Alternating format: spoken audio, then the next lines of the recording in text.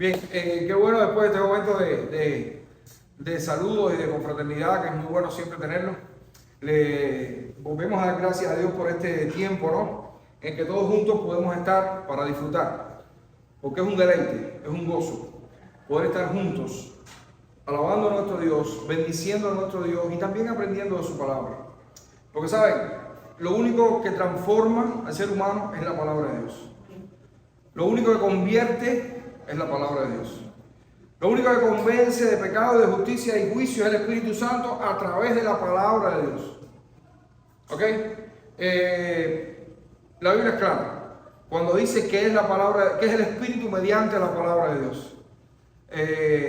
Eso que anda por ahí, que el Espíritu me dijo, y eso es la palabra de Dios la que hace el trabajo. Así que gracias a Dios por su Espíritu que usa su palabra, que es la palabra de Dios, la que un día, y perdonen que esté insistiendo tanto en esto, pues no sé por qué, pero me parece que bueno, fue la palabra de Dios la que dijo, si Dios dijo y fue hecho. Por eso Génesis comienza así: Dios dijo y fue hecho. Porque es la palabra de Dios la que gobierna este mundo. Dios gobierna este mundo a través de su palabra, ¿saben? Dios dice y es hecho. Y nos dejó esto, este libro, que parece pequeño, pero es más grande de todos los libros que se han escrito jamás. Porque es su palabra, la que Dios ha querido que nosotros tengamos. Y esa es la que entonces estamos compartiendo todos los domingos y seguimos compartiendo. Estamos en el libro de los Hechos. Recuerden, estamos en el libro de los Hechos. El libro de los Hechos de los Apóstoles, así es como se llama, aunque muchos conocedores, teólogos, comentaristas y etcétera, han dicho que quizás hubiera sido mejor que se hubiera llamado los Hechos del Espíritu Santo. Porque vemos que es la obra del Espíritu a través del comienzo de la iglesia, o haciendo en el comienzo de la iglesia lo que nosotros vemos acá. Y hoy vamos a estar en el capítulo 9, los versículos del 1 al 30. Hechos capítulo 9, los versículos del 1 al 30, téngalo por ahí, para cuando lo vayamos a leer. ¿Saben? A través de la historia, el hombre ha usado a fuertes enemigos. A través de la historia, el hombre, el ser humano, ha usado a fuertes enemigos como las tormentas, los tsunamis, el sol intenso, entre otras cosas, para su propio beneficio.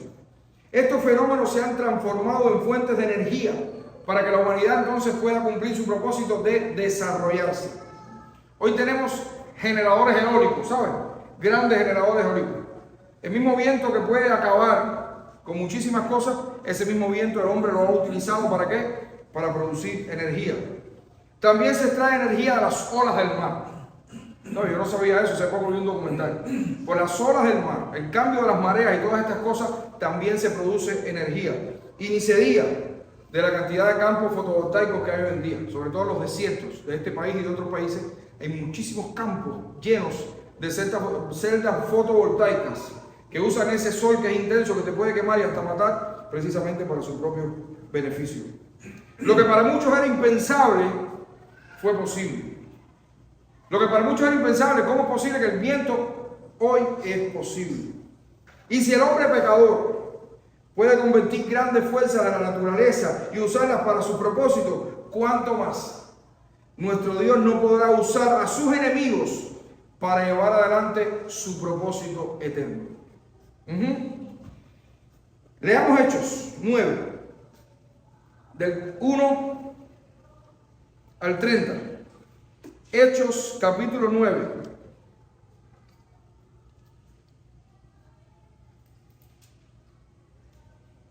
Del versículo 1 al versículo 30. Una historia que ha sorprendido y seguirá sorprendiendo a muchos. Todavía me pregunto, bueno, no es que me pregunte, sino me pregunté durante mucho tiempo, ¿por qué Lucas puso esta historia acá? Dice la palabra de nuestro Dios. Saulo, ¿se acuerdan de Saulo, no? Saulo, respirando aún amenazas y muerte contra los discípulos del Señor, vino al sumo sacerdote y le pidió cartas para las sinagogas de Damasco, a fin de que si hallase algunos hombres o mujeres de este camino, se refería al camino de Cristo, los trajese presos a Jerusalén. Mas yendo por el camino, aconteció que al llegar cerca de Damasco, repentinamente lo rodeó un resplandor de luz del cielo, y cayendo en tierra, oyó una voz que le decía: Saulo, Saulo, ¿por qué me persigues? Él dijo: ¿quién eres, Señor? Y le dijo: yo soy Jesús, a quien tú persigues. Dura cosa te es dar cosas contra el aguijón. Él, temblando y temeroso, dijo: Señor, ¿qué quieres que yo haga? Y el Señor le dijo: levántate y entra en la ciudad, y se te dirá lo que debes hacer. Y los hombres que iban con Saulo se pararon atónitos, oyendo a la verdad la voz, mas sin ver a nadie. Entonces Saulo se levantó de tierra, y abriendo los ojos no veía a nadie. Así que, llevándole por la mano, le metieron en Damasco, donde estuvo 3 días sin ver, y no comió ni bebió. Había entonces en Damasco un discípulo llamado Ananías, a quien el Señor dijo en visión: Ananías. Y él respondió: heme aquí, Señor. Y el Señor le dijo: levántate y ve a la calle que se llama Derecha, y busca en casa de Judas a uno llamado Saulo de Tarso, porque he aquí él ora. Y ha visto en visión a un varón llamado Ananías, que entra y le pone las manos encima para que recobre la vista. Entonces Ananías respondió: Señor, he oído de muchos acerca de este hombre, cuántos males ha hecho a tus santos en Jerusalén, y aún aquí tiene autoridad de los principales sacerdotes para prender a todos los que invocan tu nombre. El Señor le dijo: ve, porque instrumento escogido me es este para llevar mi nombre en presencia de los gentiles y de reyes y de los hijos de Israel, porque yo le mostraré cuánto le es necesario padecer por mi nombre. Fue entonces Ananías y entró a la casa, y poniendo sobre él las manos, dijo: hermano Saulo, el Señor Jesús, quien se te apareció en el camino por donde venías, me ha enviado para que recibas la vista y seas lleno del Espíritu Santo.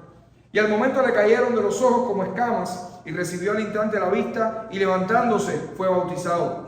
Y habiendo tomado alimento, recobró fuerzas, y estuvo Saulo por algunos días con los discípulos que estaban en Damasco.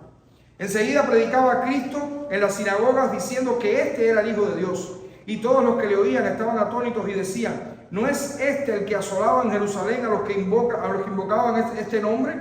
Y a eso vino acá, para llevarlos presos ante los principales sacerdotes. Pero Saulo mucho más se esforzaba y confundía a los judíos que moraban en Damasco, demostrando que Jesús era el Cristo. Pasados muchos días, los judíos resolvieron en consejo matarle, pero sus acechanzas llegaron al conocimiento de Saulo, y ellos guardaban las puertas de día y de noche para matarle. Entonces los discípulos, tomándole de noche, le bajaron por el muro, descolgándole en una canasta. Cuando llegó a Jerusalén, trataba de juntarse con los discípulos, pero todos le tenían miedo, no creyendo que fuese un discípulo.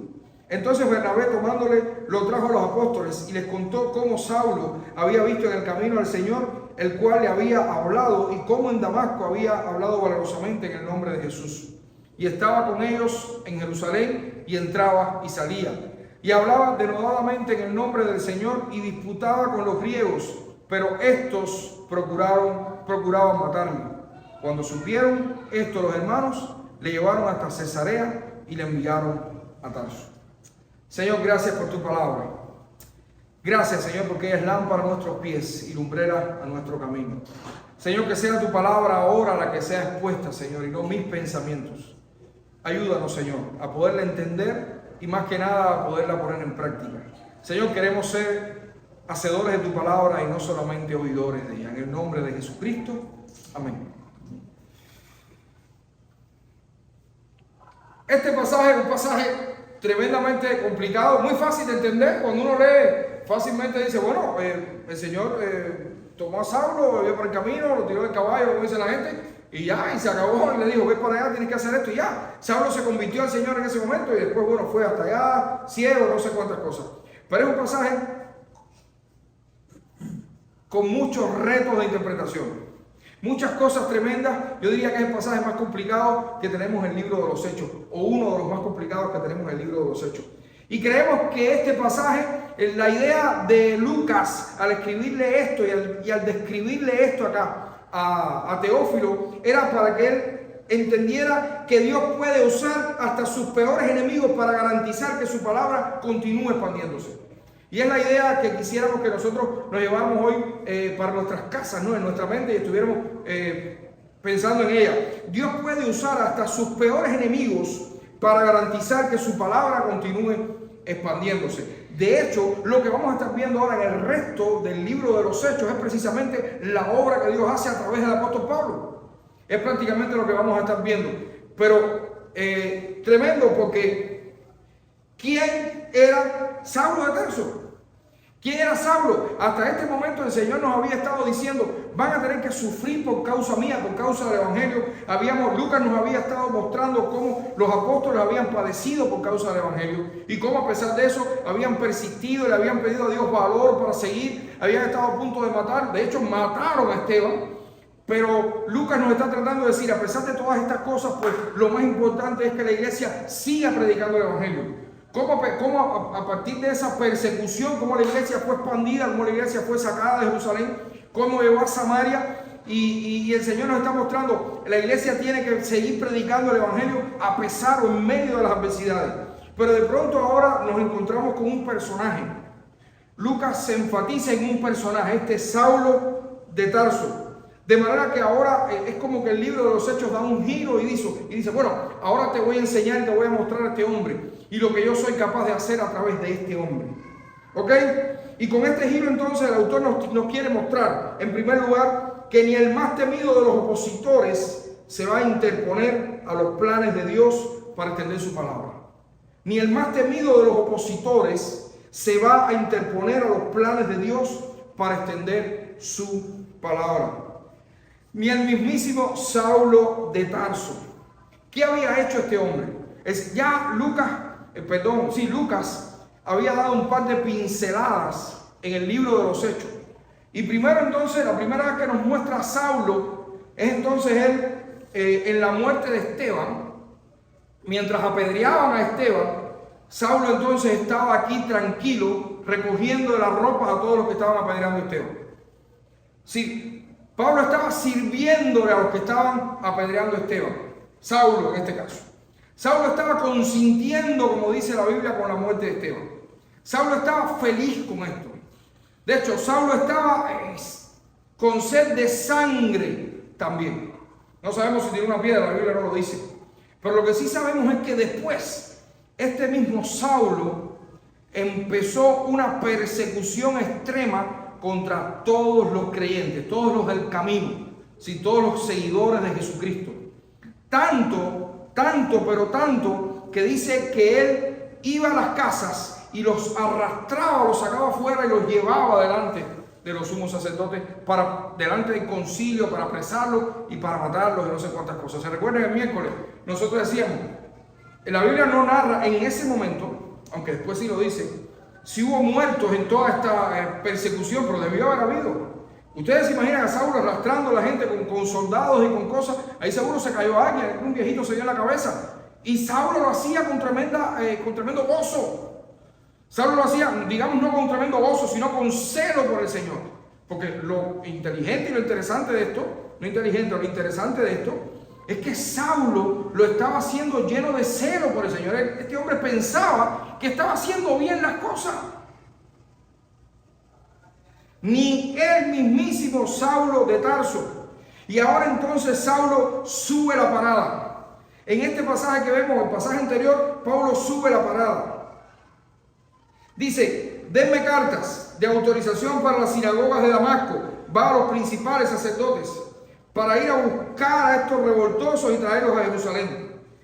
Parece que la idea de Pablo era hacer una especie de campo de concentración en Jerusalén de todos los creyentes. No se preocupen, hay problemas técnicos, ¿qué te lo parece? Tenemos un ingeniero ahí que está acá con el asunto. Saulo parece que quería hacer una especie de campo de concentración en Jerusalén. Fíjense, ya él no estaba solo contento con atrapar, con buscar, con perseguir a los creyentes de Jerusalén. No, ya empezó a subir para el norte.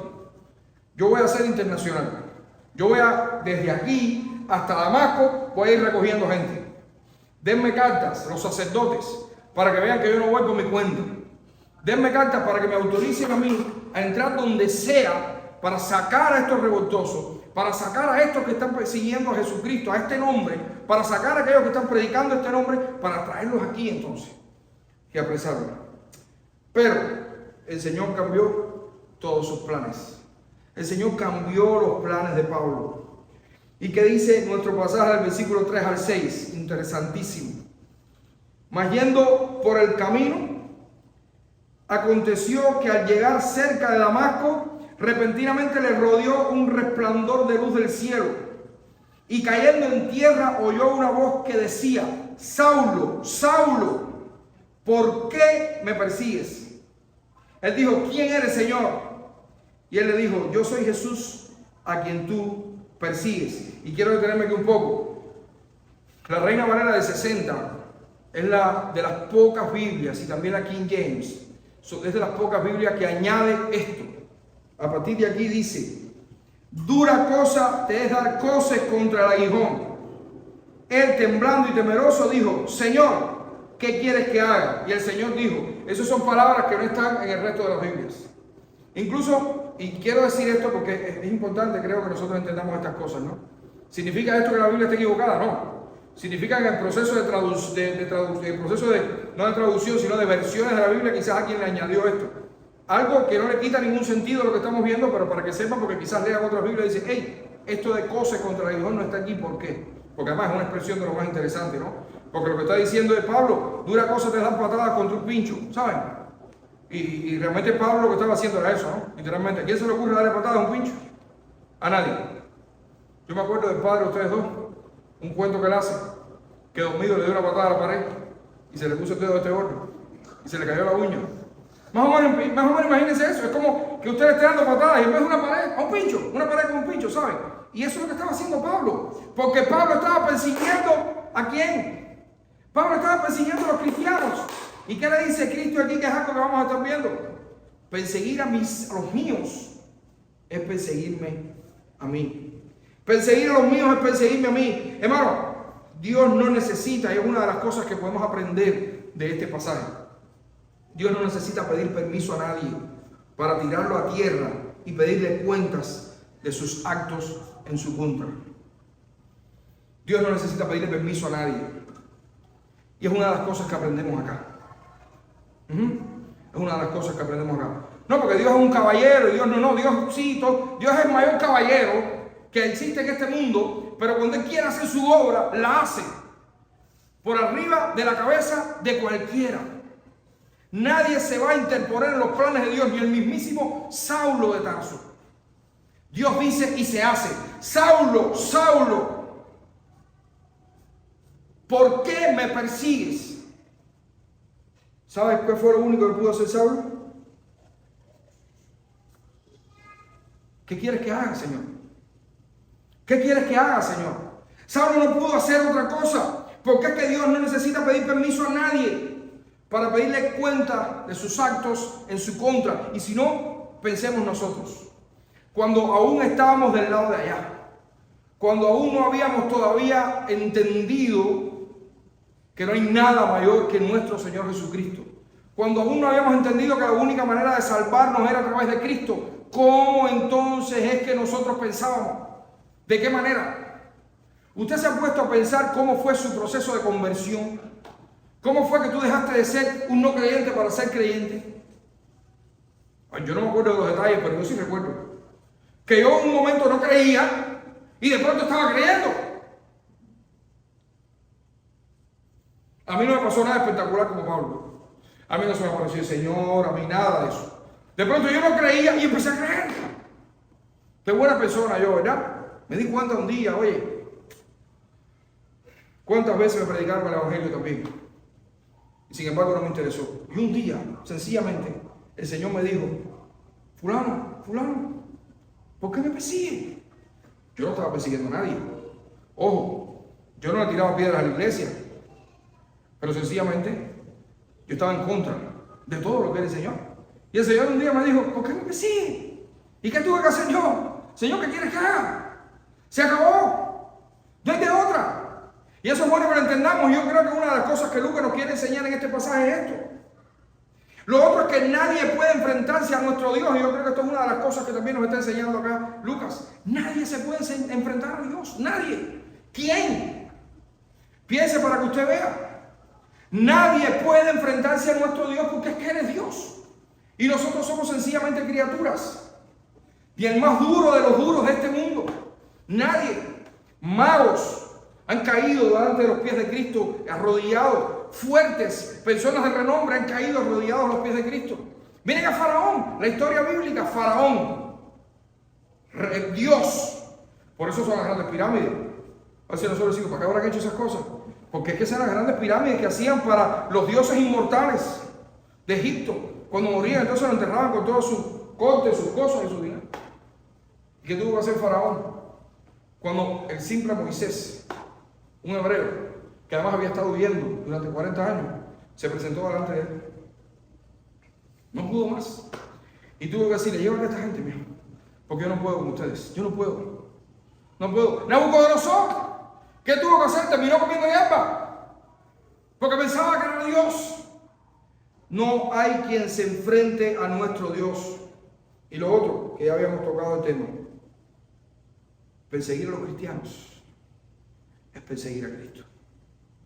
Por tanto, cuando nos sintamos perseguidos, cuando nos sintamos oprimidos, cuando nos sintamos que estamos siendo burlados, maltratados por nuestra fe, entienda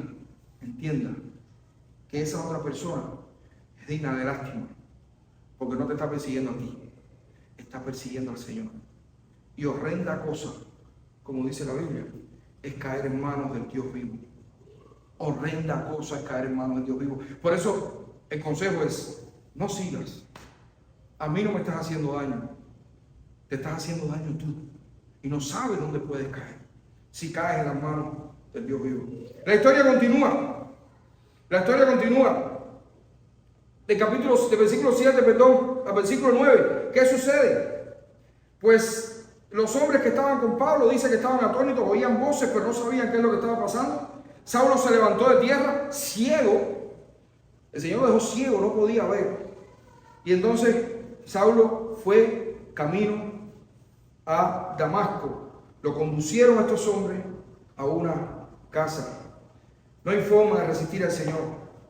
Como decíamos, cuando el Señor llama, solo queda obedecer. ¿Sabe? Saulo era como un tigre feroz que iba a comerse a los cristianos. Y cuando el Señor lo tiró al suelo, ¿qué fue lo que quedó?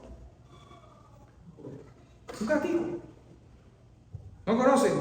Era un tigre y se convirtió en un gatito. Saulo de Tarso terminó siendo un gatito. Ni maullando estaba, ni uñas tenía el pobre. Ciego para colmo.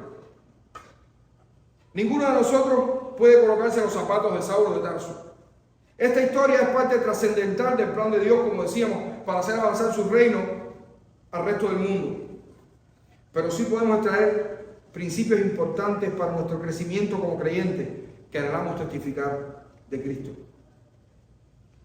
Ante la orden de Dios solo podemos marchar. Ante la orden de Dios solo podemos marchar. Saulo había quedado ciego y ni siquiera por eso cuestionó el llamado de Dios. Ni siquiera por eso cuestionó tanta gloria. Amado, yo creo que aquí tenemos un principio claro y es este. Ante la orden de Dios, lo único que podemos hacer es marchar. ¿Qué hizo Saulo? ¿Qué le dijo el Señor? Ve a la ciudad y ahí se te dirá. Saulo no preguntó, ¿pero quién me va a decir? ¿Cómo se llama? ¿A dónde tengo que ir? ¿Pero qué es lo que está pasando? Explícame. El Señor dio la orden y Saulo marchó. Y creo que es un principio que nosotros podemos tener. Nosotros tenemos la orden que está dada. La orden está dada. Y no es la orden de un presidente, no es la orden de un jefe comunista, no es la orden, es la orden de nuestro Señor Jesucristo que nos está diciendo, vayan, marchen, sean testigos de míos, sean testigos del Cristo resucitado. ¿A dónde? A Jerusalén, a Samaria y hasta lo último de la tierra. La orden está dada. Qué bueno que aprendamos de Pablo aquí, de Saulo en este caso. Saulo no cuestionó, Saulo no preguntó, Saulo no ni siquiera, Saulo solo marchó. La orden está dada. ¿Cómo es nuestra reacción ante el llamado de Dios? ¿Cómo está siendo nuestra reacción ante el llamado de Dios? ¿Qué estamos haciendo? Porque Dios nos está llamando. Dios nos está llamando a ser testigos suyos. Y nos ha dado diferentes maneras de hacerlo. Porque el Evangelio se lleva de muchísimas maneras. Dios nos está llamando ahora como nueva iglesia a ser testigos suyos, a hacer una luz en medio de esta ciudad, una ciudad que además está bien podrida o muy podrida. ¿Qué estamos haciendo nosotros? ¿Cómo estamos escuchando el llamado de Dios? Ahora estamos acá todos juntos en esta iglesia y cada uno de nosotros tiene una labor que hacer, tiene una tarea que hacer, tiene cosas que hacer. El Señor nos ha estado llamando y es un privilegio. Porque esto que le pasó a Saulo de Tarso fue el mayor de los privilegios. No fue a otro. Habían otros seguro que estaban persiguiendo al Señor. Sin embargo, el Señor quiso usar a Saulo de Tarso. El Señor quiso llamar a Saulo de Tarso. Yo no sé por qué razón el Señor hace años me llamó a mí y me dijo, tú vas a ser pastor. No sé, no entiendo. El texto que menos yo entiendo de la Biblia es ese que dice Pablo, no sé cómo, pero nos tuvo por dignos, como se le escribió a Timoteo después, nos tuvo por dignos de llamarnos para este ministerio. Ese texto yo lo entiendo, yo eso lo entiendo menos que la Trinidad. Sin embargo, el Señor quiso llamarnos a esto. ¿A qué te está llamando a ti el Señor? Por mucho que estemos pasando en nuestras vidas, es un privilegio servir a Dios. Por mucho que estemos pasando, por muchas situaciones que haya, por muchas circunstancias por las que estemos atravesando, es un privilegio que Dios te haya llamado en el camino de tu vida y te haya dicho, tú me vas a servir. ¿Cómo es nuestra reacción ante el llamado de Dios? ¿Estamos cuestionando, preguntando? ¿O sencillamente estamos marchando?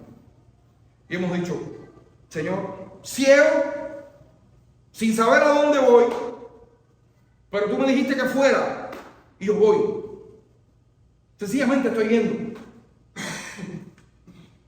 Nada ni nadie va a interponerse a los planes redentores de Dios. Este pasaje también nos enseña que Dios puede convertir a su mayor opositor en un instrumento suyo para extender su palabra. Versículos 10 al 22. ¿Sabe? Es interesantísimo.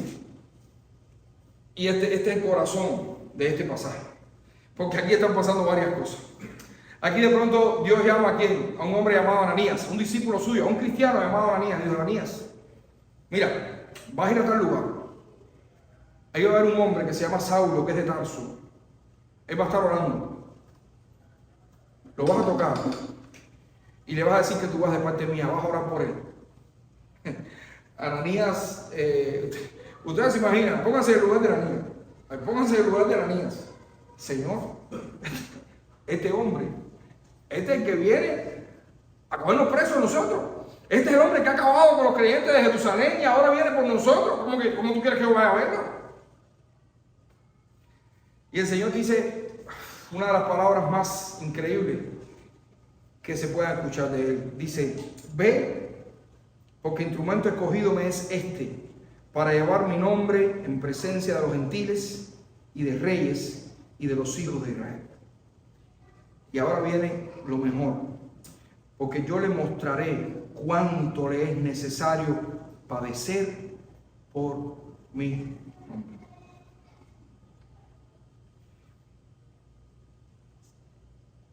Amados, este pasaje nos enseña varias cosas. Debemos entender que Dios en su soberanía y poder usará a quien quiera para llevar adelante su plan de salvar a su pueblo. Dios va a usar a quien quiera. Nosotros pudiéramos pensar como Ananías, ¿sabe? Porque ahora somos 15, 20 y estamos aquí contentos, felices, todos nos conocemos, no hay problema. Todos más o menos tenemos la misma, sí, venimos juntos de hace un tiempo, qué bien nos llevamos, oye, qué bueno está esto, cómo disfrutamos cuando comemos juntos, cómo disfrutamos cuando vamos a un picnic. Pero mañana puede entrar por ahí una gente que digamos, ¿y este quién es? ¿Y por qué está aquí, Señor? Porque yo estoy cansado de verlo, yo lo conozco y no es buena persona, está feo. Sí, está feo, no me cae bien. Dios puede usar a quien quiera para llevar adelante su plan redentor. Hoy todos estamos cómodos, ¿saben? En Cuba había un chiste y era que los viejos de la iglesia siempre se sentaban en un mismo lugar. Dice que un día llegó un joven nuevo a la iglesia que después se convirtió en un gran predicador y se sentó en una esquina y llegó un viejo y le dijo: oye, levántate de ahí que ese es mi puesto. Y parece un chiste, ¿verdad? Pero fue una realidad. Y nosotros mañana podemos decir: oh, mira el loco este, no sé quién es, lo feo que está, qué mala pinta tiene, y sentado en mi puesto. Voy a hablar con el pastor. A ver qué es lo que está pasando. Hermano, cualquiera, Dios puede usar a cualquiera, al que menos nosotros nos imaginemos, para llevar adelante su plan. Necesitamos reconocer también que nuestra salvación, nuestro compromiso, servicio, no dependen de nuestra vida antes de Cristo. Y eso es bueno tenerlo en cuenta. Yo no sé cómo fue su vida antes de Cristo. Conozco la de algunos que hemos conversado, pero la de otros no. Yo no sé quién tú eras. Me encanta Rom y Ale porque ellos dicen: nosotros éramos candela viva. Si el Señor nos hubiera salvado, no sabemos dónde hubiéramos estado hoy. Hippie, friki, de todo, todas esas historias. Y lo cuento porque ellos lo han contado.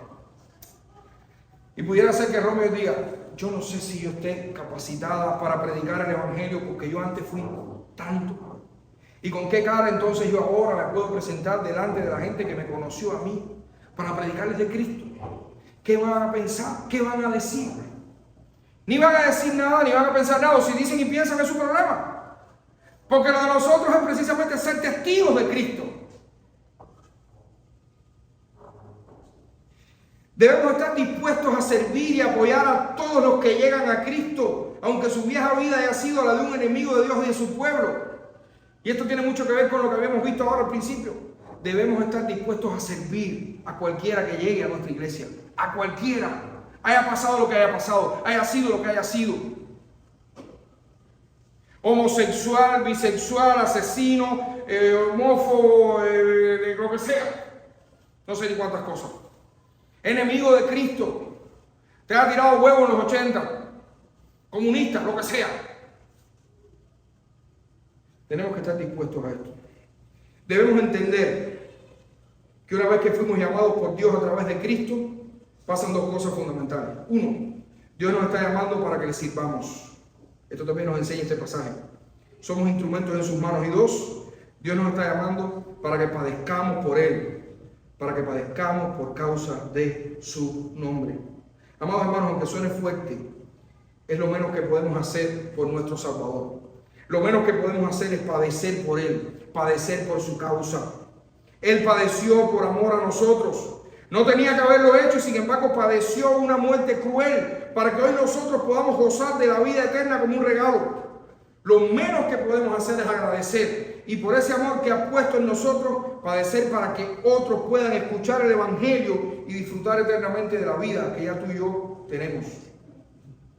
Mire cómo Saulo, ya convertido en el apóstol Pablo, lo declara en la carta a los Colosenses 1, 24 y 29. Miren qué interesante las cosas que dice Pablo, y fue el pasaje que leyó el pastor Kenny ahorita, pero lo voy a volver a leer. Dice: ahora me gozo, decía el apóstol Pablo a los Colosenses, ahora me gozo en lo que padezco por vosotros, y cumplo en mi carne lo que falta de las aflicciones de Cristo por su cuerpo, que es la iglesia, de la cual fui hecho ministro según la administración de Dios que me fue dada para con vosotros, para que anuncie cumplidamente la palabra de Dios, el misterio que había estado oculto desde los siglos y edades, pero que ahora ha sido manifestado a sus santos, a quienes Dios quiso dar a conocer las riquezas de la gloria de este misterio entre los gentiles, que es Cristo en vosotros, la esperanza de gloria, a quien anunciamos, amonestando a todo hombre y enseñando a todo hombre en toda sabiduría, a fin de presentar perfecto en Cristo Jesús a todo hombre, por lo cual también, trabajo, luchando según la potencia de Él, el cual actúa poderosamente en mí. ¡Wow! ¿Cómo es Pablo? ¿Cómo es eso, Pablo? Escuchen de nuevo. Y ahora me gozo en lo que padezco por vosotros y cumplo en mi carne lo que falta de las aflicciones de Cristo por su cuerpo, que es la iglesia.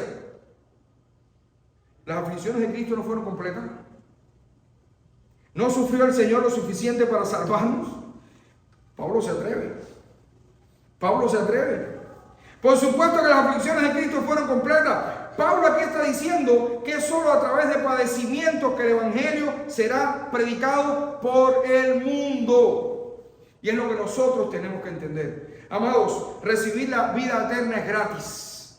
Usted no tuvo que hacer nada para recibir la vida eterna. Pero llevar a otros este regalo cuesta. Llevar a otros este regalo cuesta. Pero no hay nada más satisfactorio que sentir al menos una fracción de las marcas de Cristo en nuestro cuerpo. Cristo sufrió como nadie para darle eternidad como regalo. Y hoy el pueblo de Dios sufre en todo el mundo para seguir ofreciendo este regalo. ¿Quiénes somos nosotros para no sufrir? ¿Quiénes somos tú y yo para no sufrir? Cristo sufrió en una cruz para darnos este regalo. Sufrió. ¿Y saben por qué tuvo que sufrir? ¿Saben por qué sufrió Cristo? Porque estaba cargando con tu pecado y con el mío. Cristo en la cruz estaba cargando con el pecado de todo su pueblo sobre él. El santo ser estaba cargando con el pecado de su pueblo. Para liberarnos a nosotros de ese pecado. Porque una vez que la ira de Dios fue derramada sobre Cristo, ya Dios entonces juzgó nuestros pecados en Cristo. Para que cuando tú y yo nos presentemos delante de la presencia de Dios, Dios diga, eres libre. Porque la justicia de Dios está en ti, te fue imputada. Si Cristo pasó su justicia a ti, porque Él tomó tu pecado y lo puso sobre Él. Un intercambio glorioso que hubo en la cruz. Por eso Dios nos va a liberar. Porque cuando nos vea, nos va a mirar a través del lente de Cristo. Y el lente de Cristo está limpio. Por eso nos vamos a ver limpios nosotros. Y la única manera de poder ser limpio y cuando estés en la presencia del Señor puedas estar absuelto, liberado de la condenación, es si te arrepientes de tus pecados y crees precisamente en que Cristo fue a la cruz a morir por ti y a salvarte. Si te arrepientes y crees en el Evangelio, entonces serás salvo. El pasaje termina con la muestra clara de lo que el Señor le había dicho a Ananías con respecto a Saulo. Saulo se convirtió de un perseguidor, ¿a qué? A un perseguido. De perseguidor a perseguido. Y así es como se llama, ese es el título. Ese es el título, Niyali, de este sermón. De perseguidor a perseguido. Eso fue lo que hizo el Señor con Pablo. Dios convierte a perseguidores en perseguidos para seguir expandiendo su palabra. Saulo tiene que ser sacado de Damasco. ¿Cómo? Descolgándolo de una canasta. ¿Recuerdan? ¿Por qué? Porque los judíos querían, ¿qué cosa? Matarle. Eso fue ipso facto. Así. Saulo comenzó a predicar el Evangelio y rapidísimo. Los judíos primero quisieron matarlo. De ahí parte para Jerusalén. Y como continuó predicando en el nombre de Jesús la salvación y la vida eterna, fueron entonces ¿quiénes? Los griegos, los que comenzaron a procurar su muerte. Y es entonces cuando los hermanos lo llevaron hasta Cesarea y de ahí fue a Tarso. De perseguidor a perseguidor. Miren todo lo que Saulo tuvo que correr. Primero estaban los creyentes corriendo delante de él. Y ahora es Saulo que está corriendo delante de los que quieren perseguirlo. Pero hay un detalle que es donde me gustaría hacer énfasis. ¿Por qué es que procuran matar a Saulo? No fue precisamente por el encuentro que tuvo con el Señor. Aunque esta es la causa principal. Porque no hay manera de predicar el Evangelio si usted no tiene un encuentro primero con el Señor. Tanto judíos como griegos querían matar a Saulo porque les predicaba diciendo que Jesús era el Cristo, el Hijo de Dios. Y disputaba con valor, hablándoles en el nombre del Señor. Amados hermanos, nosotros los que nacimos de nuevo, podemos llamarnos hijos de Dios porque Jesús nos rescató en el camino de nuestra vida de pecado. Pero este rescate viene con un llamado a servicio. Nuestra salvación viene adjunta con un llamado a servicio. No fuimos salvados para acostarnos en una cama a descansar, o como decía el pastor Iván la semana pasada, para engordar. Que no sé por qué cuando él dijo eso todos me miraron a mí. No, todavía no entiendo bien, pero bueno. Fuimos llamados para su gloria, para llevar su gloria a donde quiera que vayamos. Y la mejor manera de glorificarle es hablando en su nombre y proclamando su salvación en todo lugar. Predicar el Evangelio rescata del pecado a muchos, pero a la vez glorifica a nuestro Dios siempre. Recuerde esto, predicar el evangelio salva a muchos, pero siempre, siempre, siempre va a glorificar a nuestro Dios. Hay otro detalle importante también, y estamos terminando. El evangelio condena a aquellos que no creen. Recuerden que el evangelio tiene un carácter dual, digamos. El evangelio salva, pero el evangelio también condena. Y esa culpa enfurece a muchos. Porque que usted le diga a alguien, eres un pecador y necesitas arrepentirte, esto enfurece. Si no queremos buscar los problemas, vivamos nuestra vida tranquilamente, vengamos los domingos y disfrutemos con nuestros hermanos nada más. Pero si quieres poner el nombre de nuestro Dios bien alto, entonces predica el evangelio. Dígale a todos los que están alrededor suyo que son pecadores alejados de Dios, y verá como alguno que otro querrá borrarte de la faz de la tierra. Quizás nunca fuiste un enemigo de Dios como lo fue Pablo. Quizás nunca fuiste un perseguidor de la iglesia. Quizás solo tenías una visión atea del mundo y simplemente no te interesaba Dios para nada. Pero lo que sí puedo asegurarte es que una vez llamado por Dios, tienes una misión. Y esta misión te convertirá en un perseguido por este mundo que está cada vez más lejos de nuestro Señor. Alguien dijo una vez, si estás predicando el evangelio y no estás sufriendo nada y no estás siendo perseguido, es porque realmente no estás predicando el evangelio. Concluimos. Ciertamente el hombre ha logrado dominar y transformar la naturaleza para cumplir su propósito, pero solo hasta un límite. Los huracanes, las grandes tormentas, en vez de proporcionar más energía eólica, lo que hacen es destruir las torres y sus generadores. Asimismo, las grandes olas del mar y los tsunamis tampoco generan más energía, sino que destruyen ciudades enteras y provocan muertes de inocentes. Ahora bien, nuestro Dios sí tiene todo el poder para usar lo que desee a favor de sus propósitos. Ni el empoderado Saulo de Tarso pudo hacerle frente. Nadie puede soportar la gloria de nuestro Dios. Nadie podrá detener los planes de Dios de extender su reino a través de la predicación de su palabra. Aún el peor de sus enemigos puede ser transformado en un instrumento suyo para proclamar su palabra y ser convertido en un perseguidor de la iglesia de Cristo, en un perseguido por la causa del evangelio. Recordemos esto: Dios puede usar hasta sus peores enemigos para garantizar que su palabra continúe expandiéndose. Su plan es claro. ¿Somos nosotros parte activa de él? Me gustaría terminar con esta pregunta. El plan de Dios es claro: predicar su palabra. ¿Somos nosotros parte activa de este plan? Vamos a orar. Señor, gracias. Gracias por tu palabra. Gracias, Señor, porque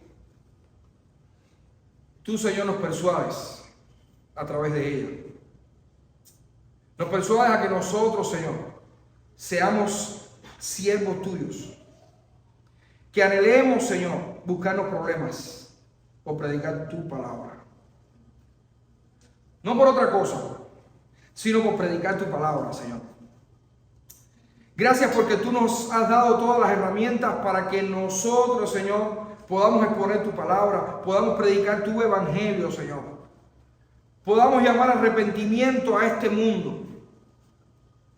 Gracias porque tú nos enseñas que tú puedes usar a cualquiera. Gracias porque no importa lo que nosotros hayamos sido, Señor, tú nos puedes usar.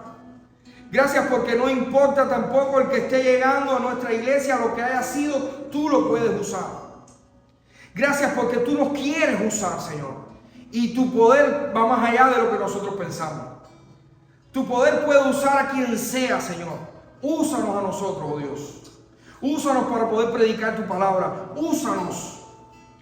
No solamente para que sea nuestra iglesia la que se llene de convertidos tuyos, sino para que sea tu reino, Señor, el que crezca, el que vaya hacia adelante.